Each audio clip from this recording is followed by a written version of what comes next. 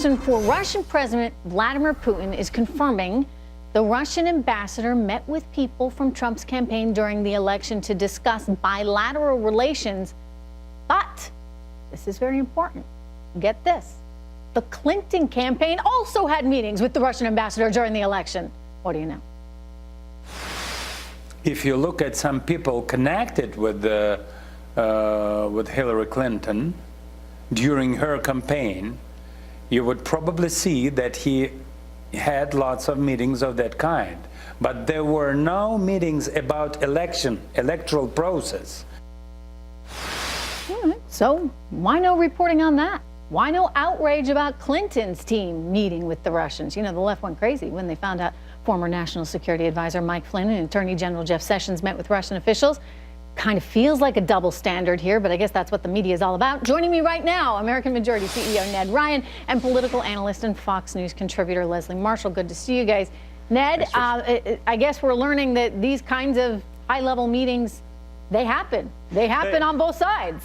They happen on both sides, and if you're the Democrats, boy, life comes at you fast. I mean, not only now finding out that the Hillary campaign had interaction with the Russian ambassador, it's also coming out Nancy Pelosi first denies that she met him, then there's a picture of him, Schumer saying, oh, this is terrible, there's pictures of him with Putin.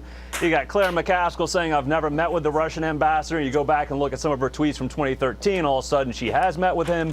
You know, there's so many things going on, Trish. I mean, the Russian ambassador even sat with the Democrats during the joint address. You can barely find any coverage on that. If he had sat on the Republican side, you would think something nefarious was happening, that he would sit with the Republicans. He visited the Obama White House. Is that all because of media spin? Well, this is the thing that's I'm trying to figure out, and I would love to have this question answered. What are they trying to accomplish here? To try and prove that Trump is somehow a Russian Manchurian candidate? If so, he's a terrible Manchurian candidate with his statements on the Ukraine and Crimea in February, and then Tillerson and Pompeo and Mattis and all these very strong comments that have been made by his cabinet against Russia. So please tell me, what is the point here? What are you trying to prove? Let's let Leslie answer that question. What say you, Leslie Marshall?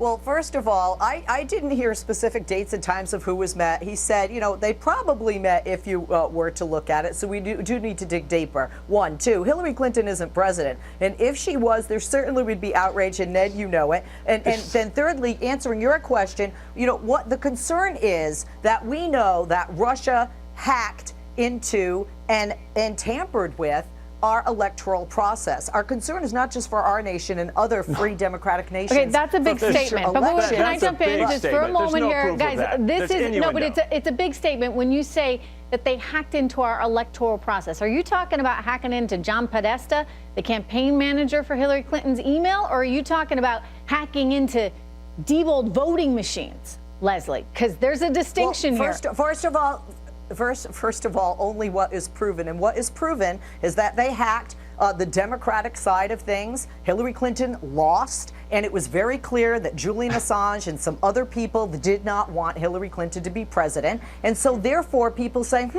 this is concerning to us as Americans. And this is not just Democrats. When you look at the polls, people want to just know the truth with regard to Russia. If you want to talk specifics, it's not just Russia. It's their annexing of the Crimean Peninsula, and specifically in the Trump administration, his former campaign worker, Paul Manafort. That was one of the first red flags. So Ned, when you ask, what the concern is, were they saying, was anybody saying, allegedly, help us out and we'll lift those sanctions, left or right? That's a huge concern. First of all, you're having people come out say all that we're finding here is innuendo. People are saying, well, there might be.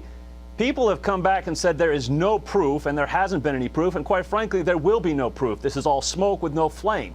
And so when people are saying, well, they manipulated the elections, I mean, that is a big statement. Yeah, sure, are there some emails that came out? Do we think it was Russia? There's still question marks about that as well. So, I mean, here's the thing, again, comes back to, Trish, what are they trying to prove? I would love to have the conversation about China. I'd love to have a conversation about Saudi Arabia. I think what they're trying to prove is they're trying to say that somehow there was some kind of backroom deal between Donald Trump and the Russians. I mean, that's where they're going with this, if you read the tea leaves. Right. But the other thing I'd point out, and Leslie, you know, look, unfortunately for her, unfortunately for the Democratic Party, she was not a good candidate.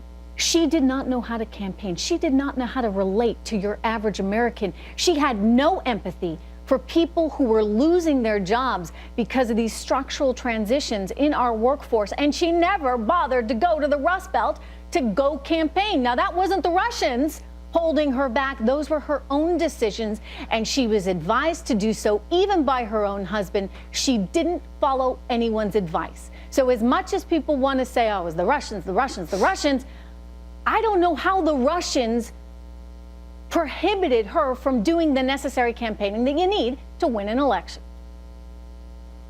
I don't feel that way, and the Democrats that I speak to don't feel that way. They're two separate issues. It wasn't just I don't feel Hillary Clinton as a candidate. When you look at the number of votes that she got, I agree that she should have gone to the Rust Belt. She should have listened to her husband, and she should have focused on what we all know is the reason people win elections left or right is the economy. How are you going to bring jobs back? How are you going to increase people's zeros in their paycheck?